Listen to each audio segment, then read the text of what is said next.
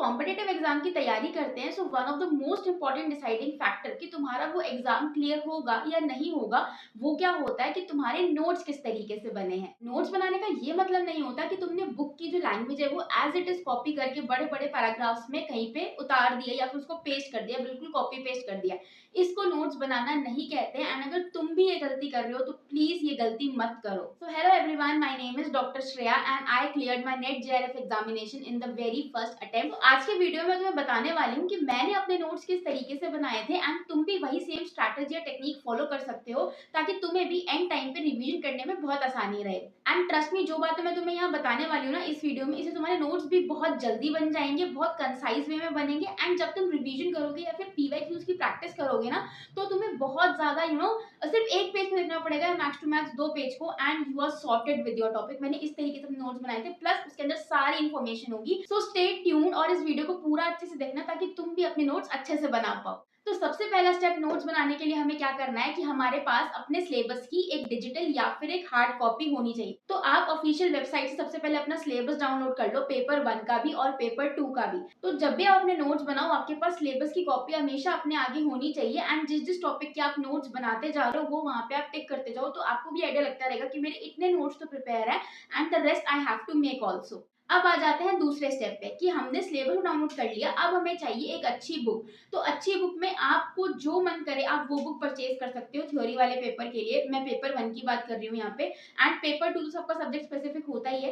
Paper 1 के लिए मैंने अपने टाइम पे अर्पिता कारवा बुक यूज करी थी, so you can refer to that book also. But आपकी जो मर्जी हो आप वो बुक यूज करो, इट डजेंट मैटर। बट वो जो बुक है वो अच्छी होनी चाहिए and it should cover all the 10 units जो कि आपके पेपर 1 में आती है, दैट्स ऑल राइट। सो मैंने अर्पिता कारवा बुक यूज करी थी। तो बहुत बच्चे क्या मिस्टेक कर देते हैं ना कि वो एकदम से बुक खोलते हैं एंड एकदम से अपने नोट्स बनाने लग जाते हैं। आपको यहाँ पे ये गलती बिल्कुल भी नहीं करनी है कि एकदम से आपने चैप्टर खोला, बुक पढ़नी स्टार्ट करी एंड तुरंत ही आप नोट्स बनाने लग गए। नहीं, पहले टॉपिक समझो, उसको 2-3 बार रीड करो कि वो आपको पढ़ाना क्या चाह रहा है, आपको क्या पढ़ना है, कैसे पढ़ना है। उसकी आप यूट्यूब पे वीडियोस जाके देखो, अच्छे से पहले उस टॉपिक को समझ लो।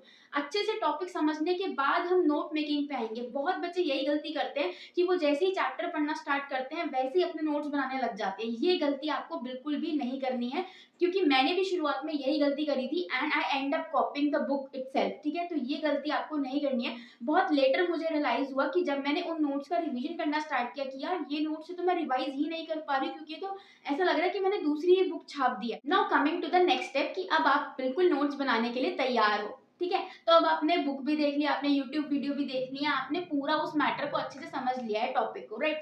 अब आपको क्या करना है, अब आपको अपने बैठ के नोट्स बनाने हैं। तो सबसे पहले आपको क्या करना है कि जो भी आप नोट्स बना रहे हो, पहली बात तो आपको पैराग्राफ में कुछ भी नहीं लिखना है, क्योंकि पहले आप ये समझो कि आपका जो क्वेश्चन पेपर आएगा या फिर जो आपका एग्जाम है वो एमसीक्यू टाइप है, ऑब्जेक्टिव टाइप पेपर है, it is not a subjective paper. तो आपको वहां पे आंसर नहीं लिख के आने हैं। आपके पास क्वेश्चन कैसे आएगा कि आपको 4 ऑप्शन में से एक ऑप्शन सिलेक्ट करना है।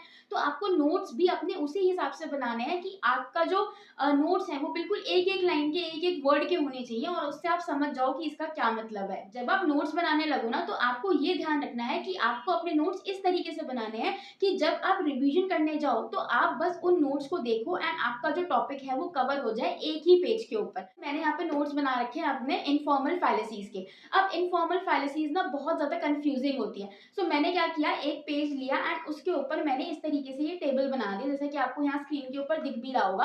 अब यहाँ पे मैंने डिवाइड कर दिया कि ये फैलेसी का नाम होता है, इसका ऑल्टरनेट नाम क्या होता है एंड इसका मतलब क्या होता है।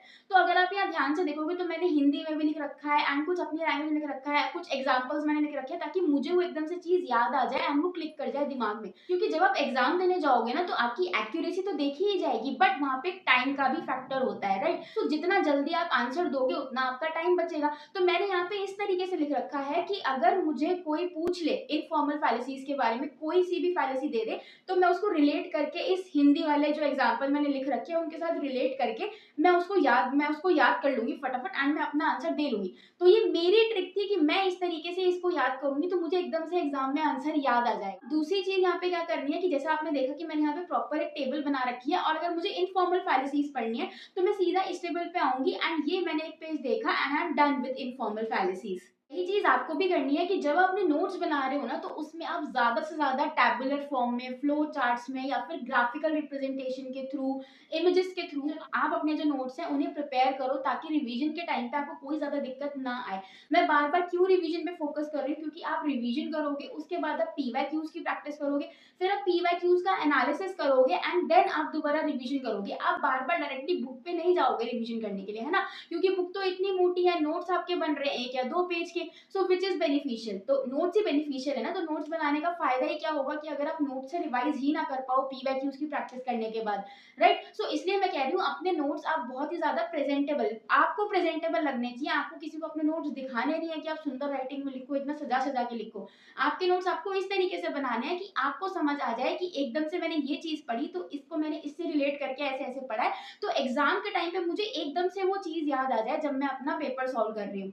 ठीक है, तो इस चीज का आपको ध्यान रखना है। एंड आप जितने फ्लो चार्ट्स, टेबल्स और ऐसे कंपैरिजन ये सब बना सकते हो उतने ज्यादा बनाओ and try to make your notes very concise. अब फॉर एग्जांपल जब हम इंडियन लॉजिक पढ़ते हैं तो उसके अंदर बहुत सारी चीजें आती है, अनुमान, उपमा, हेत्वाभास वगैरह, ऐसी बहुत सारी चीजें आती है, राइट? तो आप कोशिश करो कि आप इन सब की एक एक या दो दो लाइन में इनका भले आप हिंदी में ही मतलब लिख लो, अपनी ही लैंग्वेज में लिख लो कि इसका ये मतलब है, इसका ये मतलब है। आपको जरूरी नहीं है कोई बुकिश लैंग्वेज यूज करनी है। मेन पर्पस क्या है कि जब आप उस वर्ड को सुनो या फिर जब आप एग्जाम में उस वर्ड को देखो तो आप एकदम से क्लिक कर जाओ कि अच्छा इसका मतलब तो ये होता है। आपको इस तरीके से अपने नोट्स बनाने हैं। एंड बार बार मैं नोट मेकिंग पे इसलिए फोकस कर रही हूँ क्योंकि जब आप रिवीजन करोगे ना तो आप इन्हीं नोट से रिवीजन करोगे। प्लस अगर आपके नोट्स अच्छे नहीं बने होंगे, आप बिल्कुल बुकिश लैंग्वेज कॉपी कर लोगे, तो आपका नोट्स बनाने का कोई फायदा नहीं है। इससे अच्छा तो आप बुक ही पढ़ लो। आप नोट्स बना ही क्यों रहे हो, इतना एफर्ट दे ही क्यों रहे हो? अब रिवीजन के बाद भी आपको क्या करना है, आपको पीवाईक्यूज की प्रैक्टिस करनी है, सैम्पल पेपर की प्रैक्टिस करनी है। क्योंकि अगर आप वो चीज नहीं करोगे ना तो आपका जो ये इतनी मेहनत है कि आपने सिलेबस डाउनलोड किया, आपने अपने नोट्स बनाने स्टार्ट किया, आपने बुक पढ़ी, आपने यूट्यूब वीडियो से सीखा, तो ये सारी जो आपने मेहनत करी ना, ये सारी आपकी टोटल वेस्ट है if you are neglecting your PYQs. And PYQs मुझे बताने की जरूरत नहीं है कि क्यों ही एसेंशियल है, राइट? क्योंकि आपको पेपर का पैटर्न पता चलता है, ट्रेंड पता चलता है, इंपॉर्टेंट टॉपिक्स पता चलते हैं, कैसे कैसे क्वेश्चंस आ सकते हैं एग्जाम के अंदर, किस तरीके के क्वेश्चंस आ रहे हैं, वो सब आप पहचान सकते हो पीवाईक्यूज से, राइट? सो पीवाईक्यूज प्रैक्टिस करना बहुत ही ज्यादा इंपॉर्टेंट है। एंड पर्सनली मैंने पीवाईक्यूज के लिए ओसवाल की बुक्स रेफर करी थी and you can also refer to these books. So these are the 3 books of Oswaal. एक बुक के अंदर आपको चैप्टर वाइज सेग्रीगेशन मिल जाता है, तो आपने कोई भी पर्टिकुलर टॉपिक पढ़ा एंड उसके पीवाईक्यूज आप सॉल्व कर सकते हो डायरेक्टली, आपको कहीं ढूंढना नहीं पड़ेगा। सेकंड में आपको प्रीवियस ईयर क्वेश्चन सॉल्व मिल जाते हैं पूरे, तो वो भी एक अच्छी चीज है। एंड इसके अलावा एक सैम्पल पेपर की भी बुक आती है इनकी, जो कि आप रेफर कर सकते हो for your practice of PYQs, right? So ये तीनों बुक्स बहुत ही अच्छी हैं, बहुत बढ़िया बुक है। मैंने पर्सनली भी अपने टाइम पे यही बुक्स यूज करी थी एंड इनसे काफी अच्छी पीवाईक्यूज की प्रैक्टिस हो जाती है, क्योंकि इसके अंदर आपको डिटेल में एक्सप्लेनेशन भी मिलता है ऑफ एवरी क्वेश्चन। तो आपको पता चल जाता है कि अच्छा इस क्वेश्चन का ये आंसर है तो क्यों है। प्लस यहाँ पे माइंड मैप, फ्लो चार्ट, जैसे मैं आपको बता रही हूँ कि आपको नोट्स अपने इस तरीके से बनाने हैं, तो आप इस बुक को डेफिनेटली रेफर कर सकते हो। इसके अंदर जो ये ऐसे फ्लो चार्ट्स वगैरह दे रखे हैं ना, इससे आपको बहुत अच्छा आइडिया लग जाएगा। प्लस आप जब पीवाईक्यूज प्रैक्टिस कर रहे होगे ना, तो आपको अगर आप सीधे फ्लो चार्ट भी देख लोगे एक, तो आपके लिए बहुत ही ज्यादा बेनिफिशियल रहेगा, right? So you can definitely go and buy these books. इनका लिंक आपको नीचे डिस्क्रिप्शन में मिल जाएगा and you can get up to 50% discount by using my coupon code, that is Shreya02।